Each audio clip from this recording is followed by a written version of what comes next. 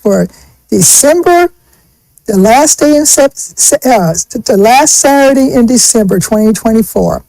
And we've got a lot of topics that we want to discuss with you guys, and hopefully you would engage with us in the comments section. So our first hot topic is the Matt Gaetz ethics report. Have either of you guys read the report yet? I have not read it, but I know it's terrible. I haven't read the full report. Well, I read a good portion of the report, and you know, as I put on my Facebook page, that is really disturbing that the Republican Party, who march around talking about they're the law and order party, they're the family values party, supported this man. And I rest assured that some of the stuff that he was involved with was almost like an invitation to a P. Diddy freak-off party. You know? No, I mean, I'm just from the news reports that I've seen, I'm shocked that these people knew this. Even the stuff that they discovered, because this is an ongoing long-term investigation. So even during the course of the investigation, while they were learning this and discovering this, that they didn't impeach him and remove him from the House. And so they allowed this man to remain in the House. They allowed him to run for re-election, which he actually won. And so that's the thing. Remember, he resigned from this session.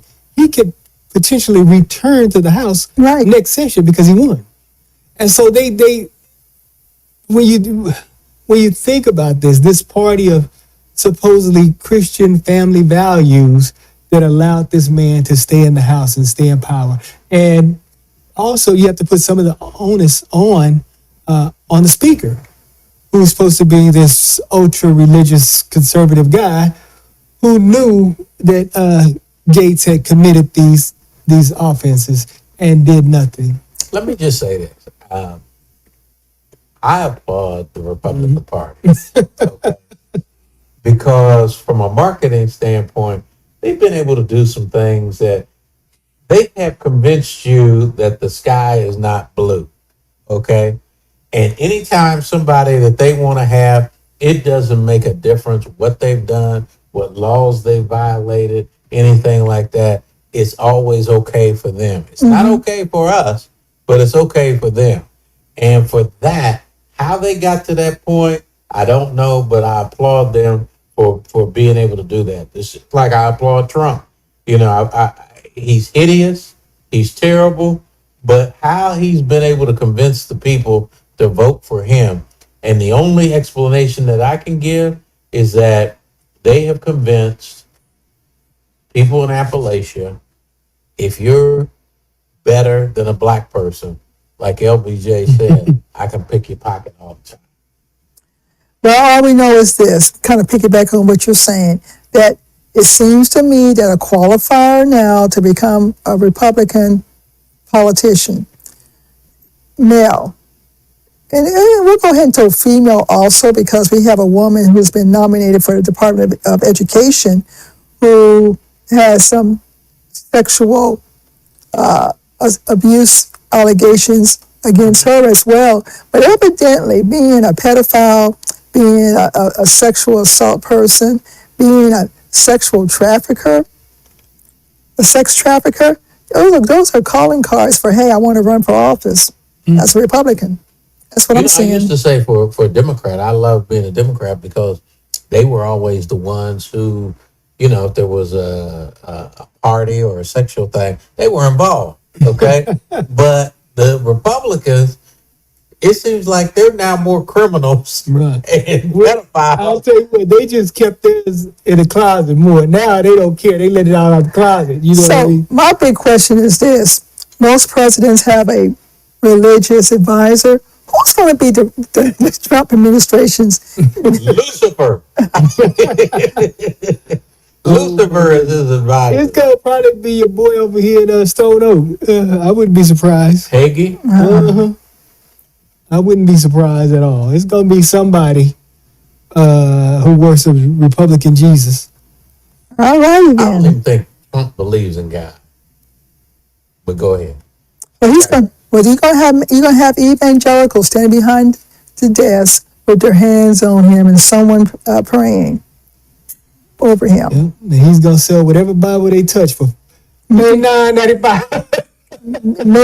Made in China. The Trump Bible. Oh my God! What was he selling that thing for? 99. I forgot what he was selling for. Crazy. The grifting and there's just the grifting in this family. Now guess who's on X now? Ooh. Barron. Wow. Barron has some stuff to say. He wants to find out. He thinks that there'll be an investigation now as to going back to Obama and where he really was born. But Barron, if he wrote that, he's a sharp writer. But he is now on X. Well, he's opened them.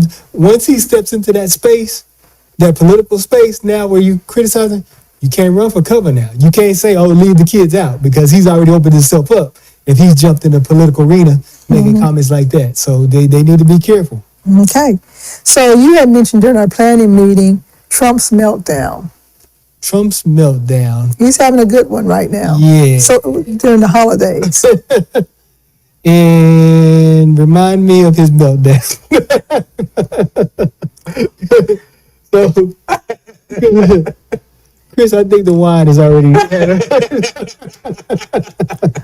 Well, we already know that he's complaining about, first of all, the challenges that he may undergo getting his people into these different positions. He's complaining about Musk being called Mr. President. Right. He did not like that. Oh, Greenland. His meltdown. He wants to buy Greenland or take Greenland from our allies, Denmark. So he keeps calling Canada the 51st state. He keeps calling Trudeau governor. And that's actually having real repercussions because people in Canada are now demanding Trudeau resign because they're saying that he is not standing up to Trump strong enough. So it's having real political repercussions in Canada. Wow. You know what I mean? And so... And then what about Panama? And Panama. And he also said, he sent a message talking about there's 10,000 or whatever, 2,000 Chinese troops in Panama, and that we need to take it back because we built it. It was built with our money and our labor and all this kind of stuff. So yeah, he's talking Is about... that similar to they're eating the dogs and the cats? I think so. Well, what's going on down there in Panama is that the Chinese are not really using that canal, but what they did was with a contract with Panama, they built a bridge over the canal. Okay. So they can use that bridge all they want. I heard they were building the canal for themselves. Well, they probably are. they could. But China also has a base set up 90 miles off the coast of the United States, Where? near the Bahamas in that area. So, Did you tell the NSA about this? I didn't tell, and it was, wait a minute. No, it's somewhere near Panama. So they've got a base down there. Now the NSA, Now, you got information I don't think the government's got. that's because you don't get up at 3 o'clock in the morning like I do. So, well, that was his meltdown, folks. And so him ranting and raving about Musk, him ranting and raving about China, and ranting and raving about retaking the Panama Canal and making Canada the 51st state and taking Greenland away from Denmark. And so it was a really unhinged Christmas rant. So I think we can get ready for these kind of grandpa rants for the next 4 years of unhinged. So, And we're going to cheat, and he's probably going to start next month talking about we're going to cheat the next election. Ain't gonna be no next election. well, because he already told you only have to vote one more time. So next, it's not on the list, but I think to me a hot topic would be U.S. Representative Jasmine Crockett. She is keeping those folks I'm going to say honest on the House floor, and the classic, I can't say what she called Marjorie Taylor Greene, but she really got propelled out there in terms of, I'm not going to put up with your mess. Mm-hmm. She from Dallas, right? Mm-hmm. Mm-hmm. Yeah. That's that D-Town kicking in, and she go, yeah. What'd you call it? D-Town. That's the D-Town. You know what I'm saying? The big D. They so she let them know, you know what I'm saying? A little bit of, I like her. Probably got a little bit of Oak Cliff up in her. Right. I like her. So yeah, no, that's good. So she's doing accountability. Yeah, and she's kind of she's doing what AOC used to do. You know what I mean? I think what happened to AOC? She's kind of going a little mainstream. You know what I mean? AOC been in there. She got a little change now. You know. So she's going a little bit mainstream. So Crockett is throwing the bombs. Hakeem Jeffries is trying to. He can't throw the bombs because he potentially eventually will become the next Speaker of the House one day. So that's but his whip. So that's he can't throw the bombs, but she can throw the bombs. You know what I mean? So. That's good, but I'm glad she's doing playing that role, I hope she turns some of that toward the Congressional Black Caucus because they need a fire lit under them.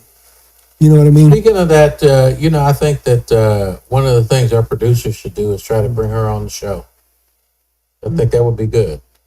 Yeah, we need to somehow reach out to her office, right? See if we can get Jasmine. If you're listening to us, hey. Come on the show so we can talk to you. We like what you're doing. Yep, we do. Now, I want to talk about Trump talking about getting rid of birthright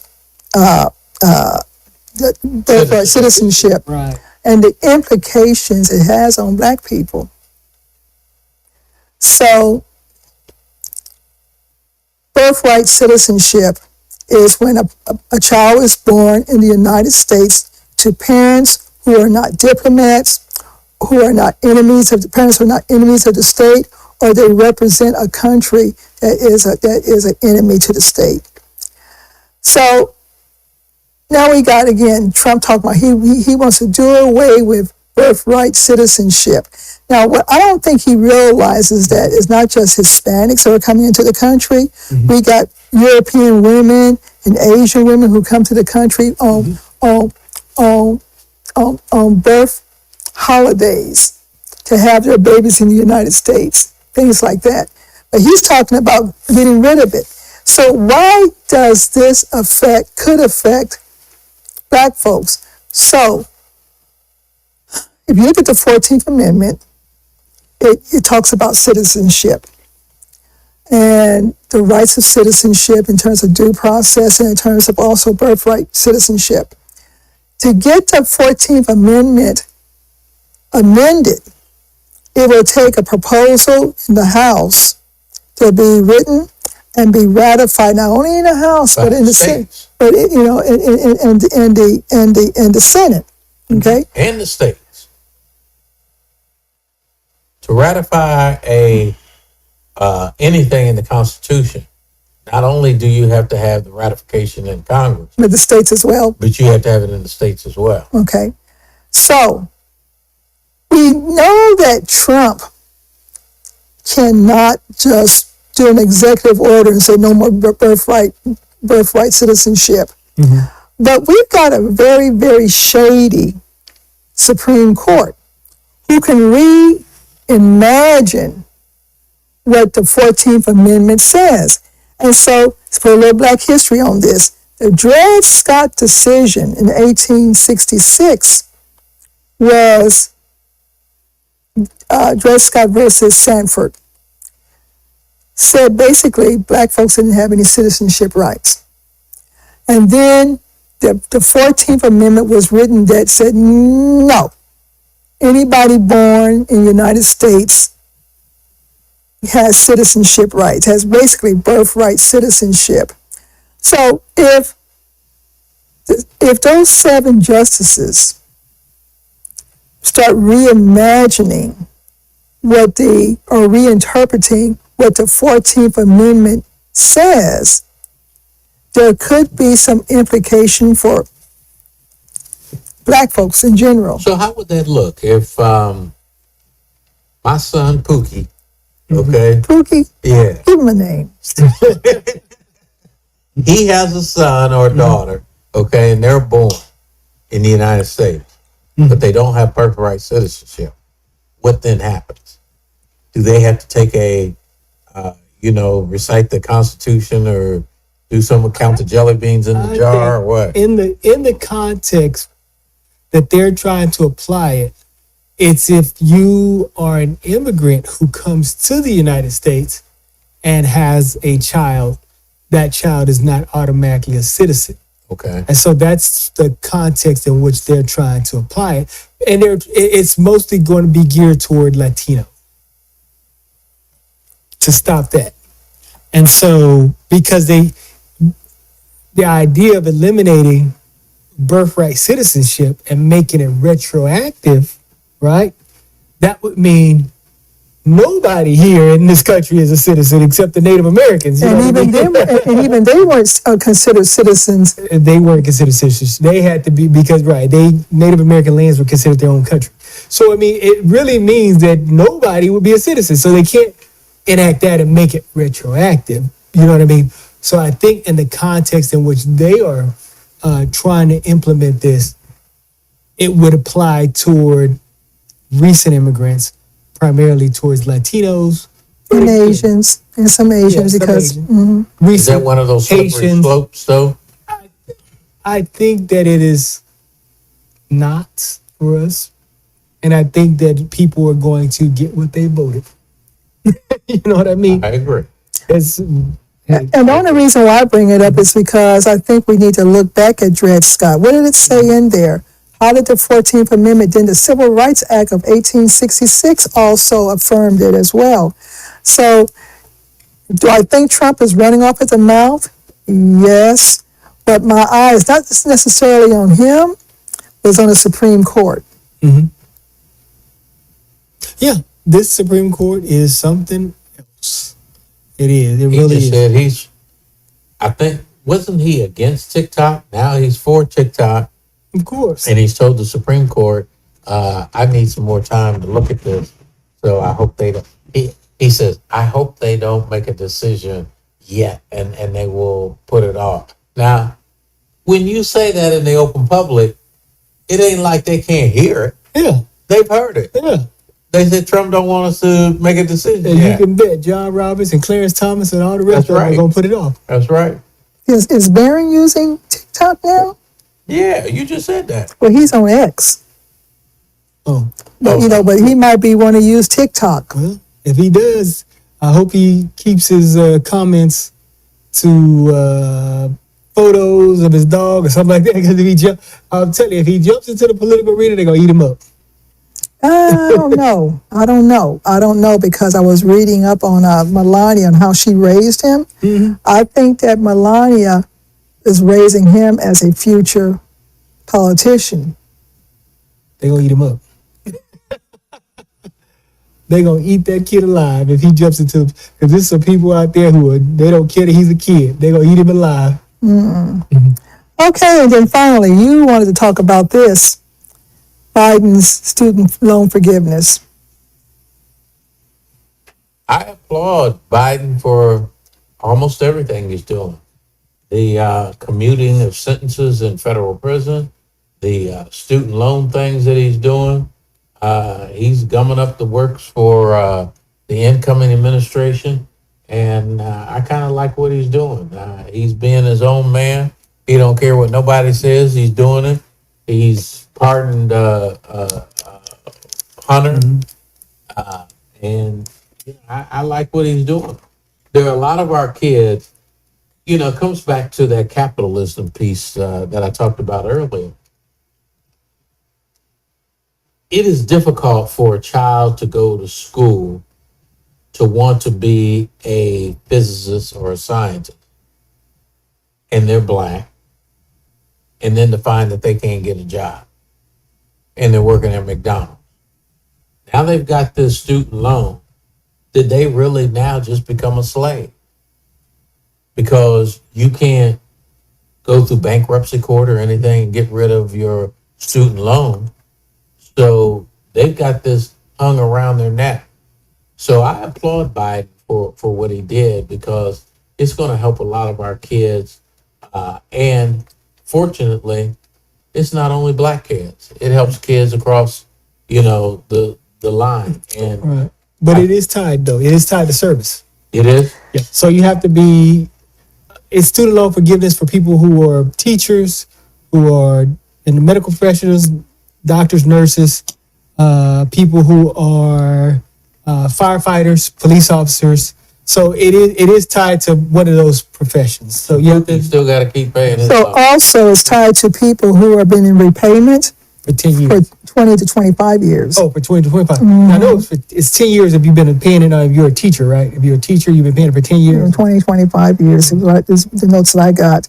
And if you're on an income-driven repayment basis, then that might be that's another qualifier. But again, whatever the time frame, 10, 20, I've been seeing 20, 25 years. Any borrowers with loans and we're talking about federal student loans. So if you did something crazy like me, get a private loan, you're just stuck. But I did hear something, because I did call in. They said that there may be a way. You may want, those of you who have private student loans, may want to contact your student loan provider to see if a portion of that loan can be reconverted to federal. What would be their incentive for wanting to do that? I don't know, but this is They what get the loan off their books. this is what this Yeah, is. but they don't make no more interest. Well, this is what they told me. This is what they told me, because I did check on that, because right now I'm still paying for that doctorate program. So, but they're saying that you might be able to get some of it converted over to federal to help reduce your student loan. So I suggest everybody, first of all, check your whatever account you have, FAFSA or whatever, to see if your federal student loan has been canceled, because one of my church members, she did a testimony, and she said she went on to get ready to make a payment and it was zero.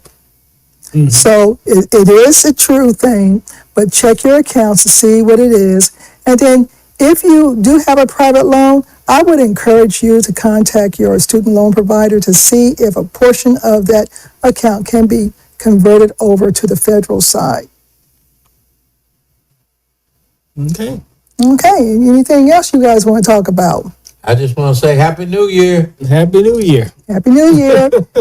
And with that, we want to say this has been an interesting year for the three of us in Contemporary Black Voices. We're going to be here next year with you. We want everybody to be safe and be aware of your surroundings. And with that, and also love your families, love your friends. And with that being said, this is Contemporary Black Voices telling our story our way. God bless.